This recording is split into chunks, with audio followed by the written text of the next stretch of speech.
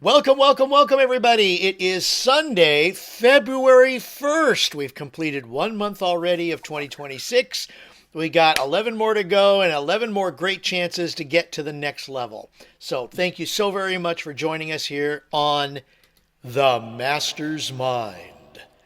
And it's great to be here with each and every one of you. Love and appreciate you. Of course, today is, however you want to look at it, either the end of the week or the beginning of the week. But either way, if you're right there in the middle on a Sunday, you got the best of both worlds because we are going to give a message to you, share a message to you that is very important. And why? Because it comes from the heart.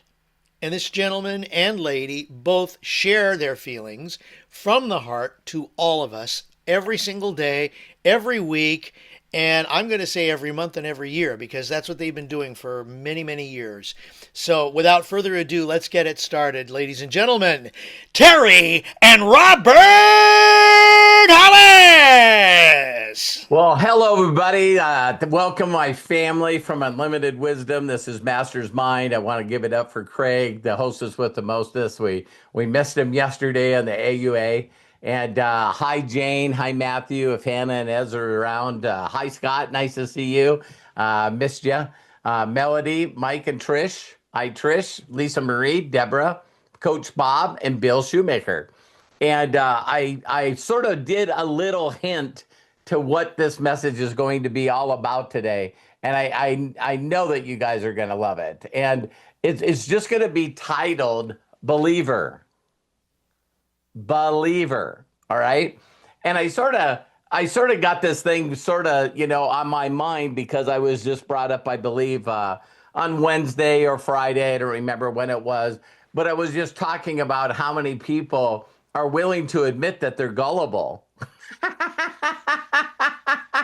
and if you're willing to admit that you're gullible, what a lot of things are about just that word is that you trust. Yeah, hi Arthur, hi Star, hi Dustin. That when you're gullible, you just trust. And when you trust and then you put yourself out there, when you're a person that believes, you'll immediately find out that there's a lot of people that do not believe. The doubting Thomas, right? And it was interesting because when I think about doing a message like this on why I'm successful and why other people are not, why I'm happy and other people are not, why when someone asks me how I'm doing, Terry brought in a old classmate of hers that's followed us in network marketing forever, Jean Arnett. She's just such a sweetheart. And it's so funny that Melody and got to meet her because she actually went to a seminar that we did here in Billings, Montana. And that's what I was doing, all the characters, and we filmed them and stuff. Looking forward to getting back to that. And one of the things that I know when anyone's successful at anything is they believe. Isn't it amazing that some people believe in marriage, some people don't? Some people believe in kids and some people don't. Some people believe in higher education, some people don't. Do you guys find this thing that's just very unique that I was sharing with my wife, that regardless of what you believe, there's more people on the planet that don't believe like you? Just let that sink in. My mentor taught me that right away, and I believe that he taught me that to make me look at whatever I was doing as a challenge, and people that pull off that challenge, everybody gets to point fingers at them, going, wow, I wish I had that car. I wish I had that lifestyle. I wish that, my life was like that. And so when thinking about doing this message today about the difference between a believer and a non-believer, it's like Sunday morning. Terry and I watch, Sunday morning. And I don't know if you guys have seen this kid, Ilya Malinin, Malinin. And he's 21 years old. And he's the only person that's ever did a quad figure skater. So he jumps in the air, spins 4 times, and lands. So he's the only person that's ever did a quad in competition. But some of the competitions, he's done three quads. And so they're sitting down with this kid and they go, wow, there's no one that can do a quad except for you. Why do you think that is? He was going, if you can do three, why can't you do four? Well, because a lot of people that deal with science and math and physics say that a person can't use their own legs to throw themselves in an air and spin fast enough to do four and then land it. How many of you people have heard that scientists and experts in the world say that shit can happen and it happens? There were actually people when it came to the 4-minute mile. That was actually what was said. But I've never done an AI search like this, but it would be. What are some things that are still out there that can be done and all the experts say it can't be done? Like someone getting elected. You know what I mean? It's just bizarre to me that I heard this really, really young in life, that mathematically, physically, everything, there's no way a bumblebee can fly. No way. Just bumblebees can't read.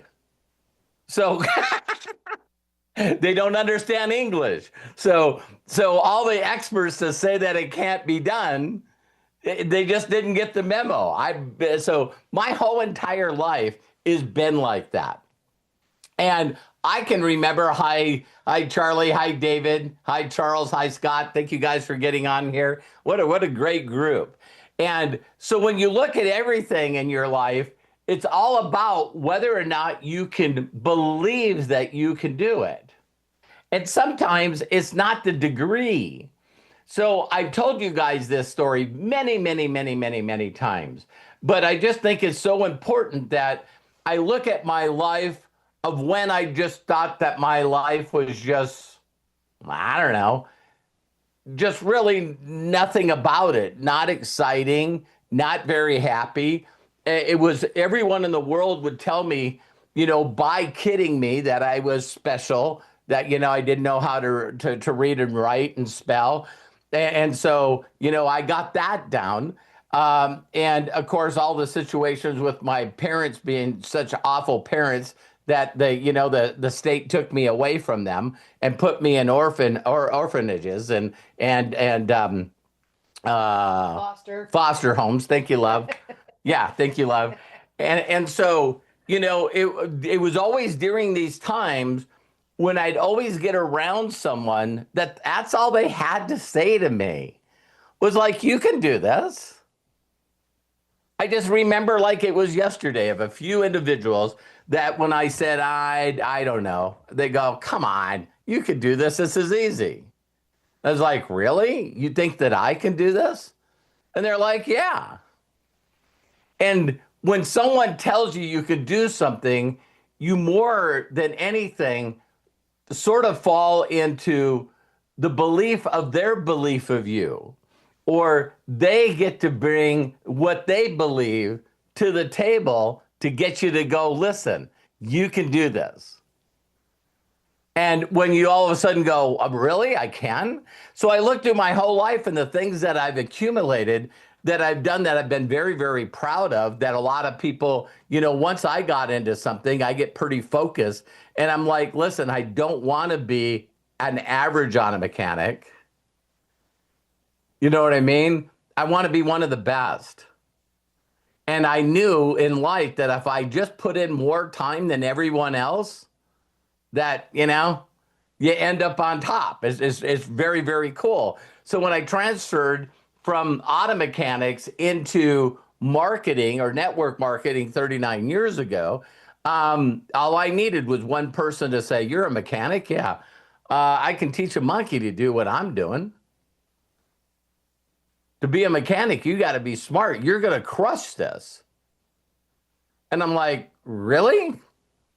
And I remember like yesterday, he's going, listen, if you're willing to ask 2,000 people to watch a video, if you're willing to get that many people, and then the numbers always came down to the numbers, right? So I set my goal on 2,000. I had a challenge that he told me I couldn't get 70 people to watch a video in 30 days.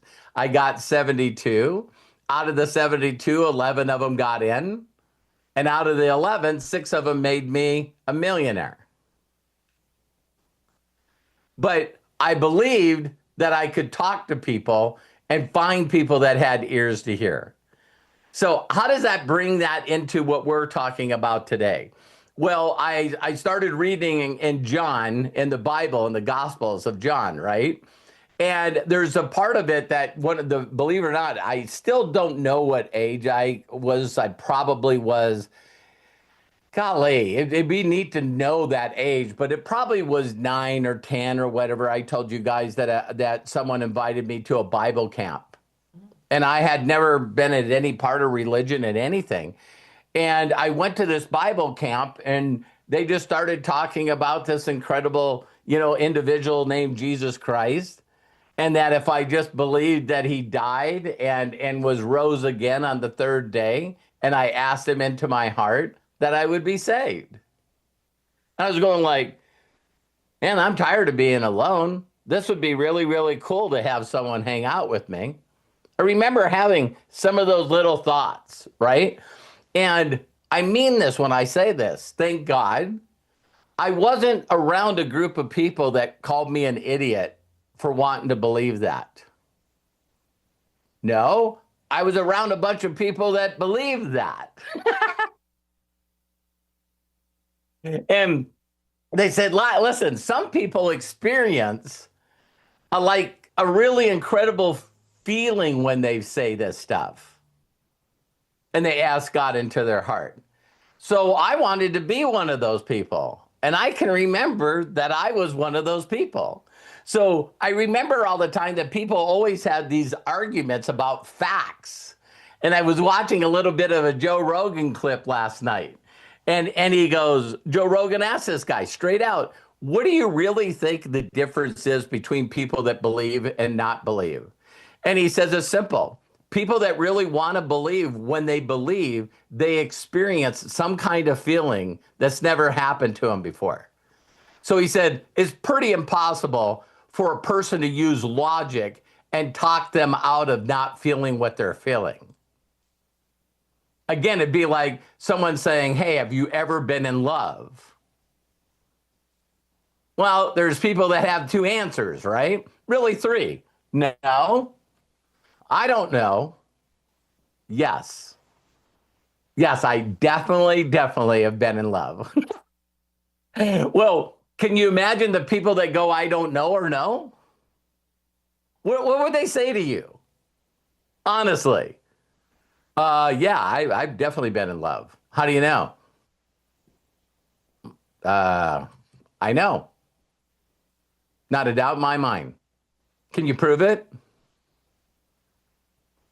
Don't need to. I could give a rip if you get it or not. So it's always funny that we mentally, that's when you know you go into your head, right? So some of you that are trying to attempt anything in your life, if it stays in your head and your logic, you're never going to get there. It's got to pop into a place of belief. So, the reason I brought up, in John, it was amazing because I just started reading the Gospel of John, and then all of a sudden I just wasn't even thinking that John 3:16 was there. And that was the one that they led me through. For God so loved the world that he gave his only begotten son, and whosoever believeth in him should have everlasting life. And that was the first prayer and the first thing I ever said. So it really got me, but then I started reading on, and then in John 4:4, it talks about where the disciples just told Jesus to stay by the well of that Jacob created. And they said, just hang out here. We're going to go into the city and we're going to buy some food. We'll be right back. And then it said that this Sumerian woman came up, and she always came during the hottest part of the day. And the reason that she came to the hottest part of the day is because a lot of people were always saying negative stuff about her. So back then, the story goes, is that, Jesus was a Jew and she was a Sumerian, and those people don't talk. I just think it's very interesting. You go through all of history, and there's always a group of people that can't talk to another group of people. Just because they're that group of people, they're disgusted. It's weird. Do you guys think that people just come upon this thought? Or do you think that the Hatfields and McCoys, the Hatfields and the McCoys, that from the time that you're very, very small, you just hear that the McCoys are awful, awful people. They're awful, evil people. And you just grow up in your teens knowing that the McCoys suck, right? So when the Sumerian woman came up, it says that she came up very, very slow, and the well was deep, but she had a rope and probably a bucket or whatever to get the water. And Jesus looked at her and just said, would you mind if I have a drink of water? And it says that she was stunned in the story because she couldn't believe that a Jewish man would even talk to her. All right. And so she didn't respond. And so then he said to her, listen, I'm using Robert's language. It's listen, I don't have anything against you. And she's gives him a head. Apparently you don't know me. Everybody else hates me, including I hate me.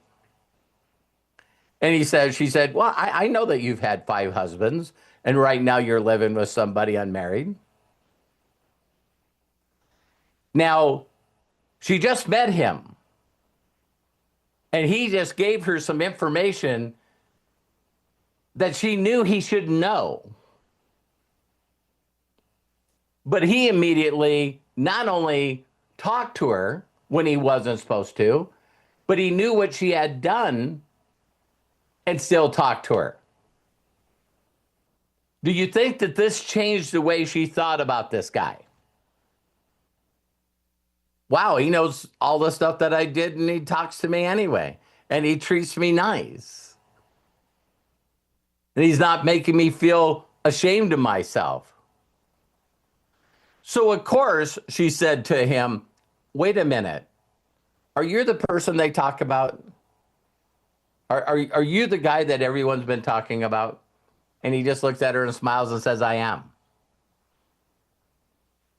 So on a scale of 1 to 10, what do you think her belief system is about Jesus? 10? So now she goes out and tells everybody, guess who I met? What do you think everyone said? There's no way he would talk to you. You're making this story up. So how many of you get excited about something, then you believe in something, and immediately when you go out and talk to somebody about it, they crap all over you? What if I told you that this was designed that way? Just like we're doing the deal on Wednesday about outwitting the devil. Again, it says in the gospel that when you get excited, the adversary is there to steal your joy and your belief away immediately. Immediately. And some of us get stunned because we go, oh my God, did you see the testimonials on this Immunotech stuff, this Immunical stuff? This stuff is amazing. And we go out and share it with people, and we get crickets. And then we get other people that don't know what they're talking about going, well, listen, I take the pill or I take the patch, and I think our product's better than yours. And it's no, it's not. Why? Well, because we watch doctors say that it's not. I love what Dr. Gutman says. Well, listen, what about these other products? Do they have clinical documented studies done that the product works? No. Then why would you say it works? We have clinical studies. You know what I mean? And so I wanted each and every one of you to understand that the other part of the Gospel of John that just was really, really powerful is now all of a sudden he drinks and he's on his way. I can imagine this stuff happened all the time. And it's the story of the man runs up to him, runs through the crowd, walks right up to Jesus and said, "My son's dying. My son's dying. Would you please help me? Would you stop him from dying?" And he looked at the father and said, "Do you believe that he can be healed?" He didn't say, "Do you believe that I can heal him?" He says, "Do you believe that your son can be well?" And he says, "Yes." And he grabbed the guy by the wrist and he says, "Then he is. Then he is." Well, right then and there, if the guy knows that Jesus can make this happen, and then he asks him to help him, and Jesus says it's done, it's done, then if you already knew this guy did miracles, what do you think the father thought on a scale of 1 to 10? It's done. So it doesn't say how far away he was, but when he got back to his son, the fever had broken and he was okay. So then he told everybody, right? Do you think that people didn't believe him? The story gets worse. There's a bunch of disciples that are following him. Doesn't say how many. And the disciples get pissed off. They go, you told us, Father, that his son was healed and you worked on the Sabbath.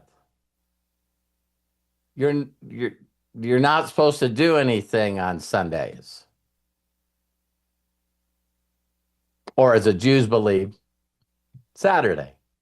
Friday when the sun goes down. Right? And so, can you imagine someone's dying and you make them not die anymore?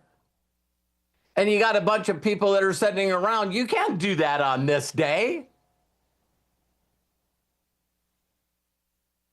You can do miracles, just don't do them on this day.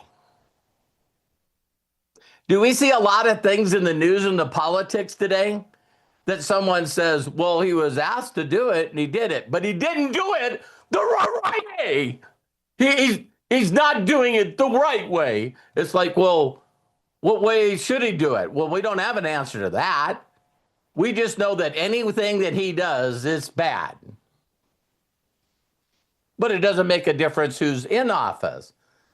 You know, I'm almost 64 years old. And it used to be a joke between me and my sons, you know, that if something wasn't going good, it's like, that's Obama's fault. That's Bush's fault. How many people do you know that it doesn't make a difference in their life what the hell's going on? This is Reagan's fault. You know what I mean? This is Bush's fault. This is Obama's fault. This is Clinton's fault, right? And it's like, so why it's so up right now is interesting to me.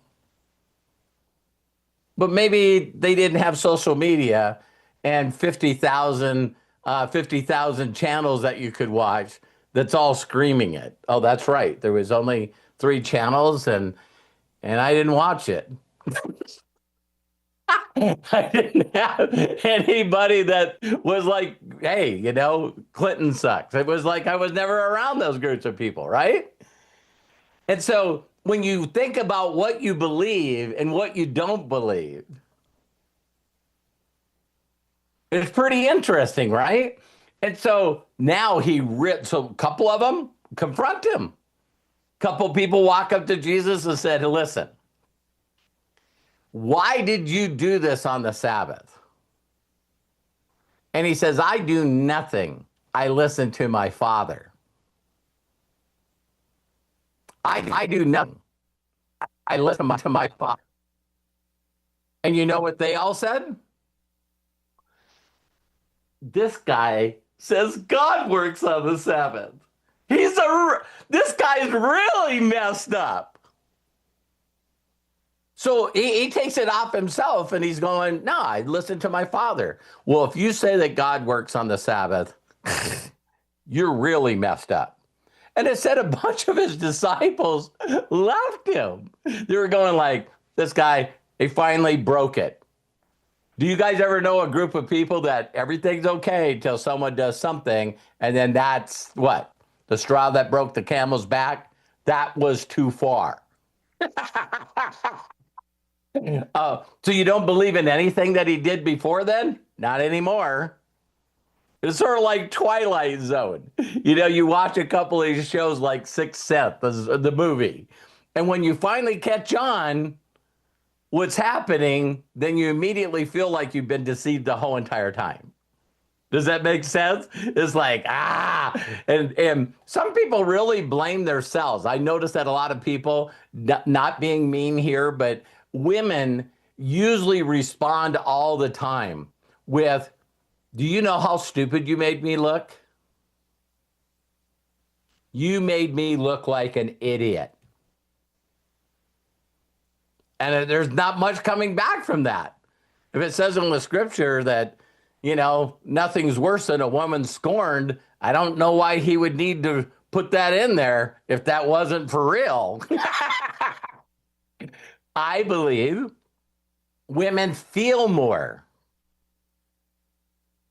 I believe women feel more. So when they get hurt because they went all in and believed in somebody or believed in an ex or whatever, that because they go all in with fear in their heart, when they find out that they're betrayed, it's like, yeah, this gonna die.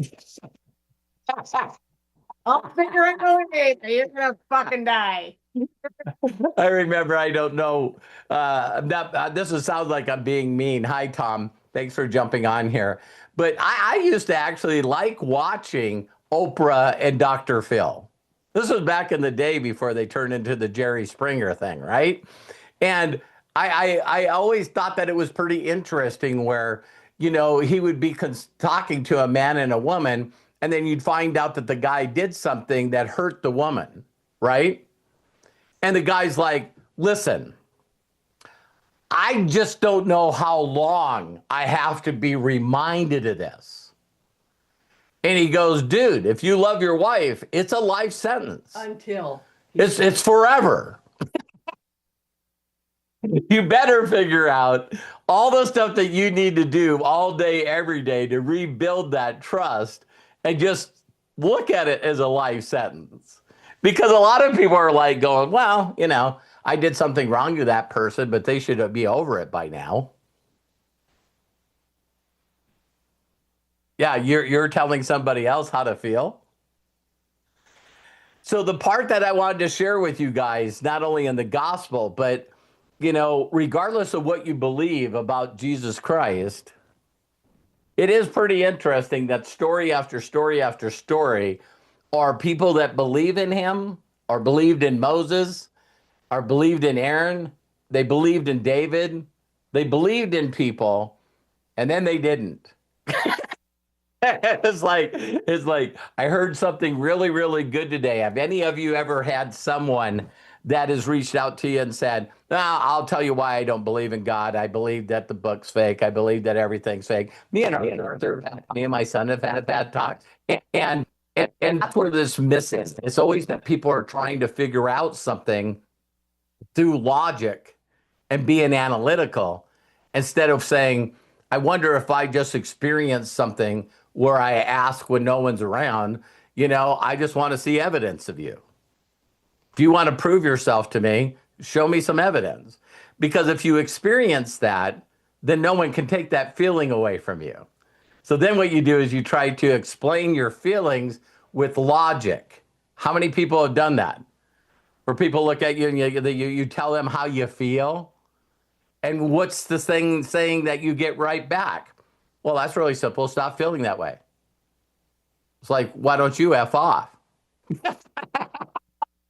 It isn't the classic where all you need to do is to tell a woman to calm down. You know what I mean? It's like,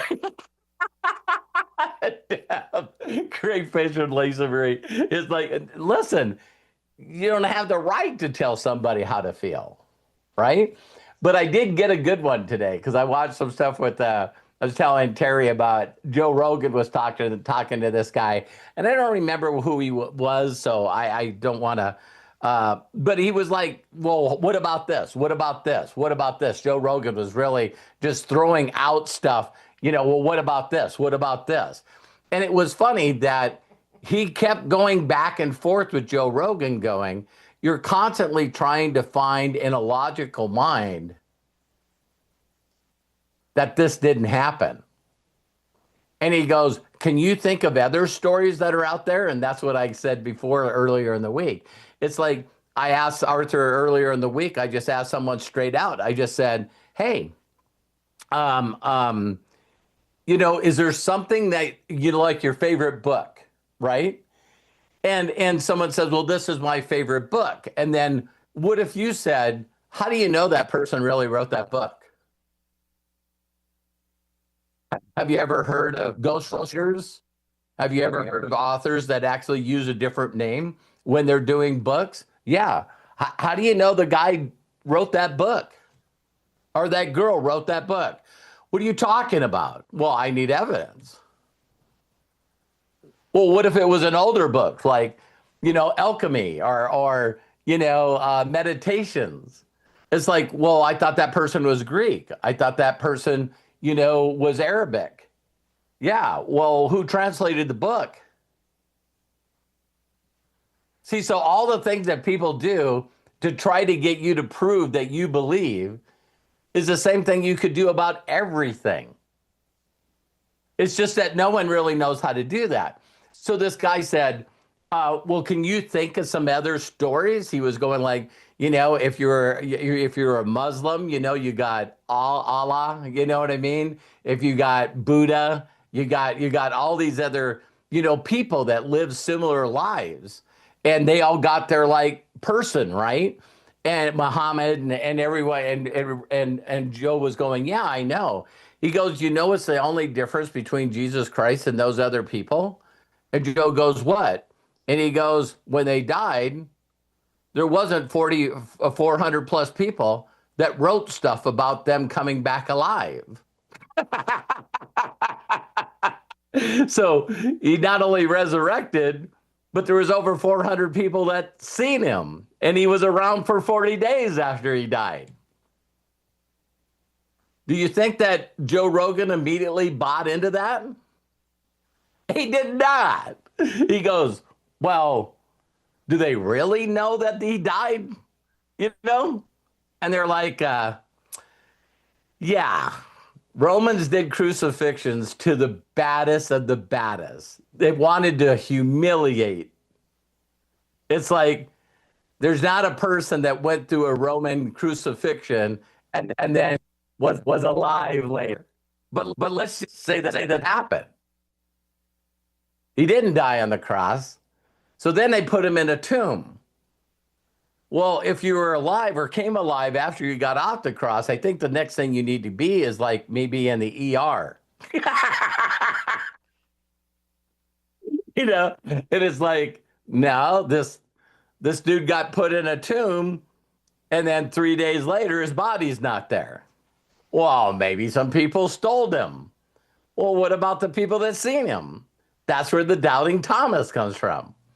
So people see him now alive, and doubting Thomas says, they say, well, Jesus is alive. He's hanging out over here. Let's go see him.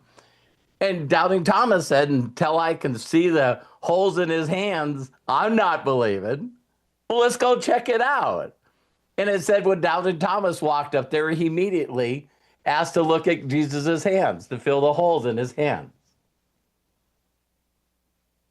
Now, there could be one part of people that go, I'm still not believing, but it's not for me or anybody else to get you to believe in anything. It's you. So the reason that I'm so successful is it's easy for me. I'm gullible. I'm one of those people that when someone shows me a $62,000 check and it's attached to the stub in a company envelope, did I have questions? I did have questions. See, I'm gullible, but not super gullible. So the questions that I asked him is, why didn't you cash this check yet? And he says, well, my mentor's teaching me how to do this business, and I don't get to cash this check until we get the next one. Because back then, 39 years ago, there wasn't online banking. Got paid once a month. We got paid once a month. You know what I mean? And so if you guys hear me talk about story, it was 45 days. Because not only did you have to do the volume, but you didn't get paid till 2 weeks after. So they did all the volume in a week and then sent you a check, and your check had to get you there by mail. Terry and I used to pay a dime for every page of our printout. It would come in a cardboard box, and it was like 6,000 pages of dot matrix. Isn't it funny aside, every once in a while I hear myself talk, and I'm going like, it's like old people. It's like we used to just play with a can and a stick. We didn't have any toys. Do you know how I would figure out what level somebody was on? The number of dots in front of their name. Dot, dot, dot, dot, dot, dot, dot, dot, dot, dot, dot, dot, dot, dot, dot, Coach Bob.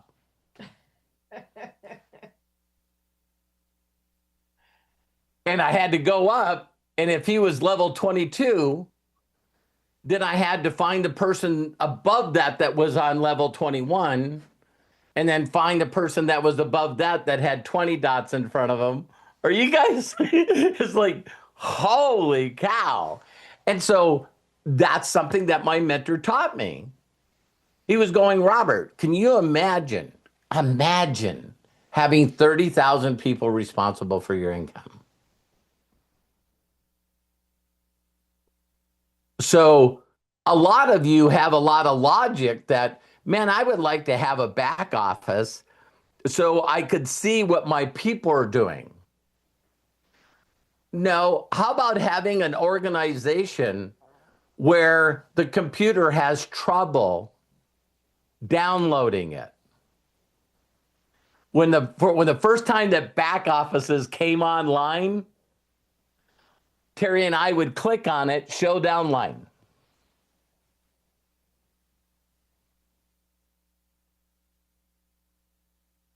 Just buffering. How many people think I was that it took so long to buffer? Hell no. I was like, this means we got so many people in our group that did volume that the computer can't even pull it up. It was like, and so again, the part of belief that I want you guys to get is things are not going to work for you if you don't do this next thing that I've learned. I don't know where I learned it, but it's called chunking. A lot of the experts today call it chunking. Back in the day, Jim Rowan's days, 39 years ago, they would just very simply say, how do you eat an elephant one bite at a time? So the new words are chunking, right? But here's what I was taught is reduce to the ridiculous. Reduce to the ridiculous. So if I said to you, hey, Bill, do you think that you can make 62 grand in a month? Could you be brutally honest with yourself and go, can't see it. I can't see it. 20 grand a month. No. 5,000 a month. Yes. See, you want to reduce to the ridiculous to get it to a number where your mind and your heart and your soul and your spirit goes, well, how many people would that be? Let me see. 14 times 5 equals, that'd be about 70 people in your group that are subscribing. So do you think that you and the people that you bring in could get to 70 people in your organization and that would make $5,000 a month? If it's not, then reduce it again.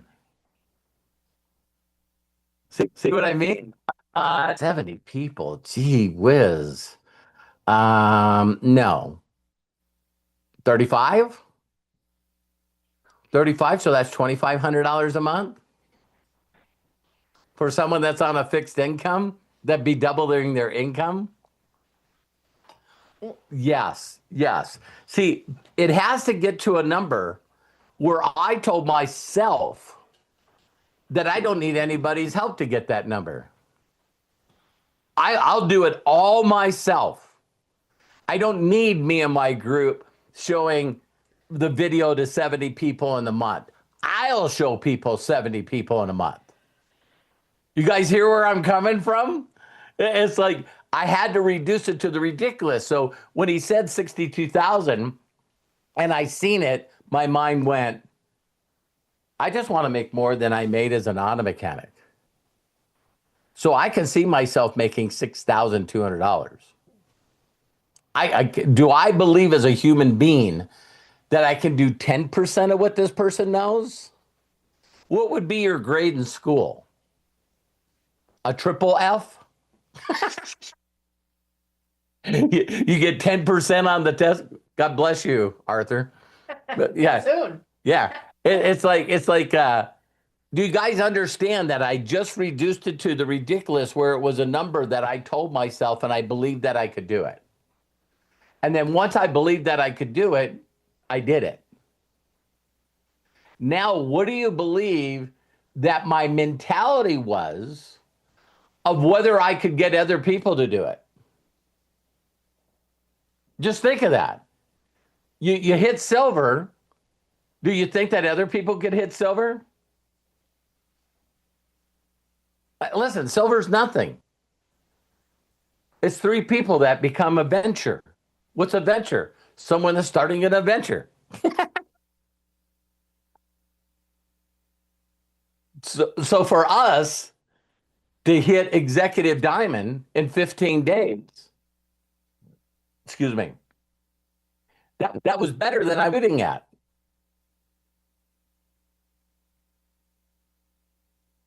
So then it's like, well, do I believe that you guys can do that? I do. It's me getting you to believe it. So just like the whole Gospels, there's things that I'll leave you with. That do you know that it says in the scriptures, Jesus said that you can do more than he did. So when people said, wow, you did all this stuff. I loved what the guy that was talking to Joe Rogan, he was going, if you really are a student and study the Bible, do you know that when Jesus did and Moses did miracles, do you know that no one ever second guessed the miracles? In that time. And people go, Joe went, really? And he goes, yeah, the Egyptians were known for doing magic tricks. So if you remember, the first thing that Moses did is God told him to throw the staff down. He threw the staff down in front of the Pharaoh and it turned into a snake. The Pharaoh was not impressed. He goes, I got people to do that. Let's go round up a few of the wizards, he says, that I got. The Egyptians, like, hey, that was pretty awesome trick, but not impressed. So when they heard that Jesus had brought people and made them alive again, like Lazarus, and that he made the blind see, do you know that people in those days went, yeah, I believe that. More than they do now. What if someone was doing miracles today? Like, 30 days make 100 grand, or 15, 20 days make 50 grand. It's like, do you guys do know people do this all the time, right? But it's like, yeah, because it's all about whether you believe or not. So just get to a place. I was telling Terry this today. My very first thing for someone to be on the product for them and their family to be extremely healthy, I would want to get at least 7 consultants or 7 customers and that combined. I would like to be able to say to people that not only am I purchasing the product, but I'm making more than I'm spending a month for my family to be on this incredible product. Do any of you believe that that could happen to you? If you believe that it could happen for you and it happens for others, there's only one thing that you're missing in the formula. How many people are you willing to go through to make that happen?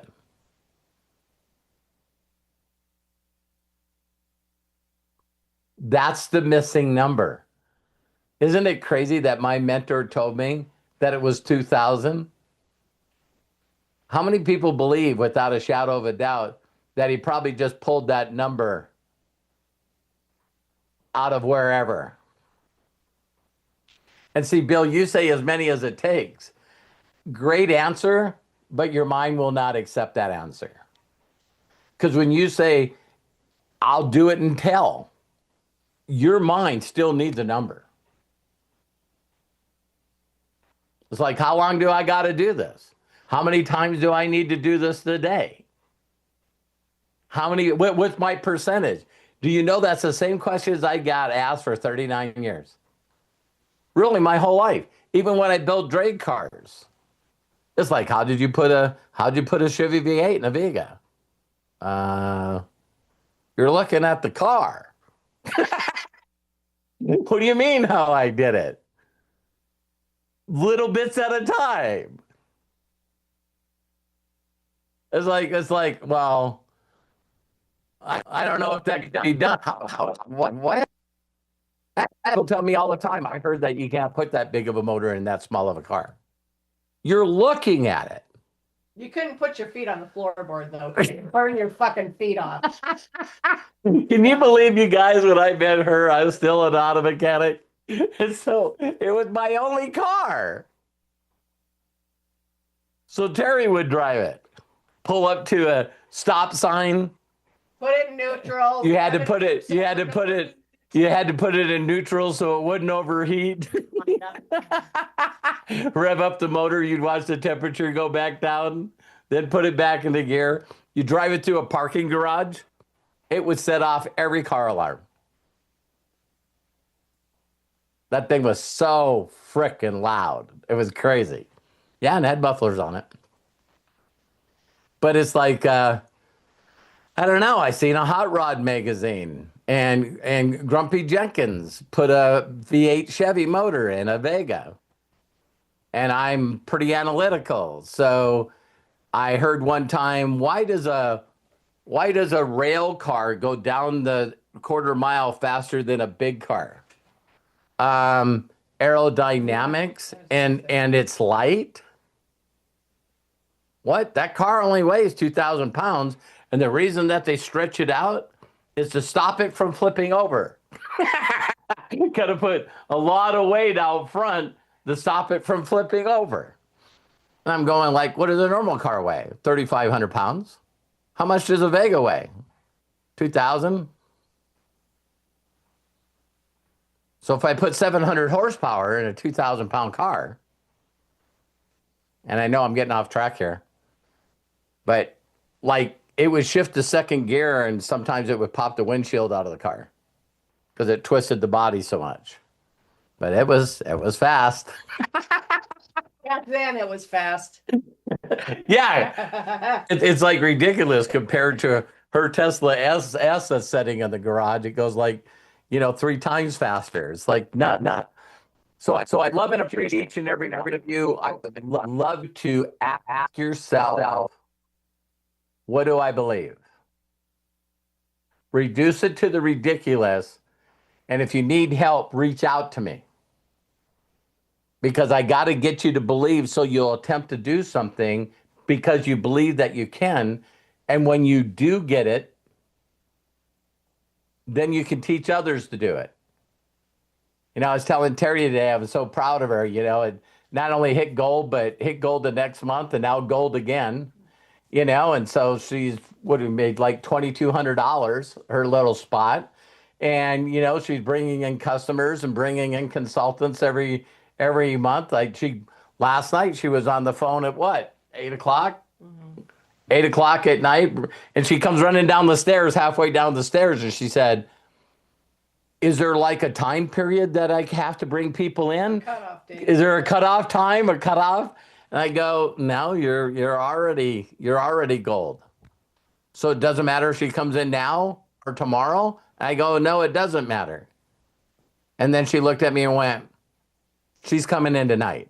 I said, okay. And got up this morning and seen the email, and she brought in another venture last night. So super proud of her. Yeah. Are you proud of yourself? I said, I'm just doing what I'm supposed to be doing.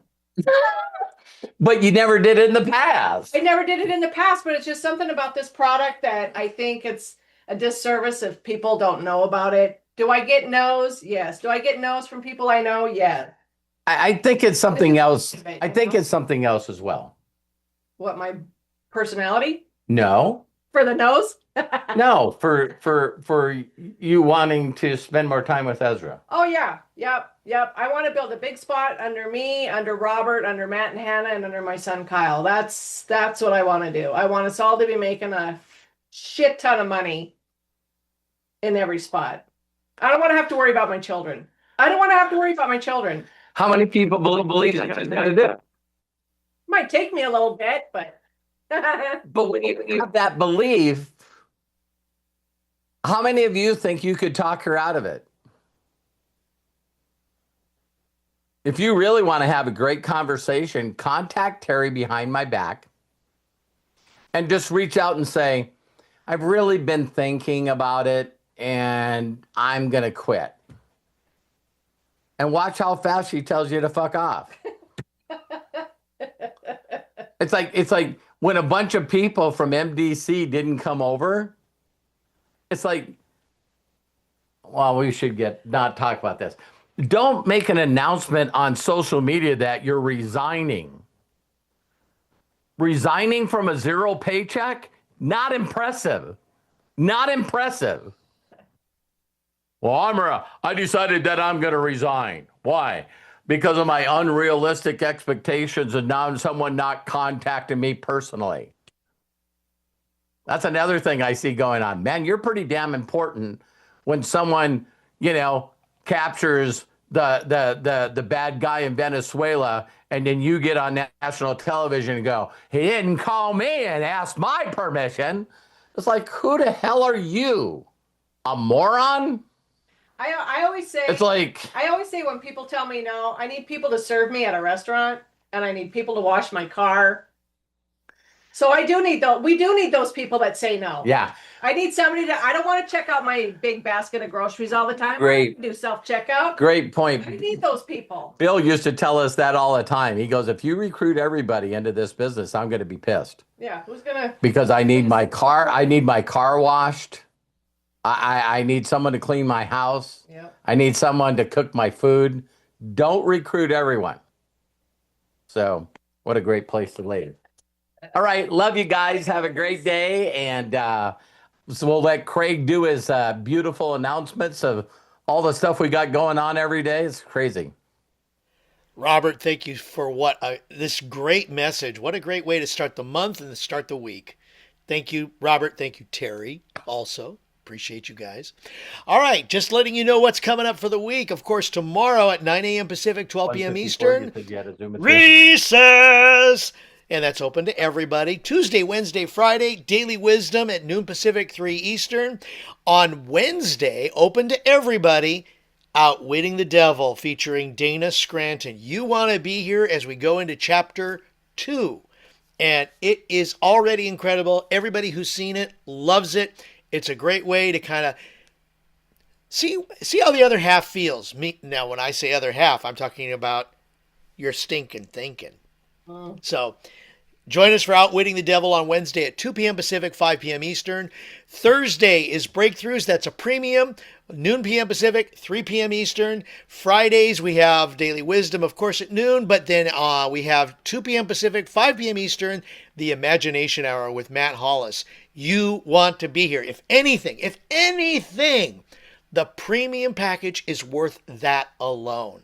So join us, please. And then Saturday. Charlie, you see Kathleen Daly here. Charlie just came in for a year. On premium. Congratulations! And I think we brought this up already. I forget. Deb came in for VIP. Deb, thank you very much. Along with your portable green screen behind you. It's like she's getting serious, man. Wow. These are the great people here in Unlimited Wisdom. We love and appreciate you. Saturdays, Ask Us Anything, like what we had yesterday, where you get to ask anybody anything, and we open it up for that. So that's at noon Pacific, 3 Eastern. Thank you all so very, very much. And, of course, we're back here next Sunday, noon Pacific, 3 Eastern, for The Master's Mind.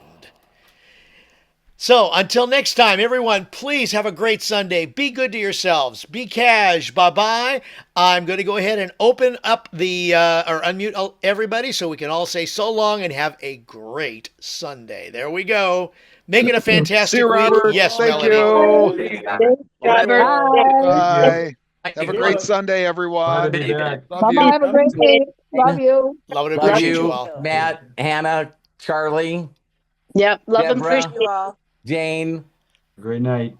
Bye, Melody, Scott. So great to see you again, Scott. Thank you. Good to be seen. Arthur, Bill, of course, Craig.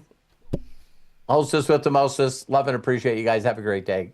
Love you guys.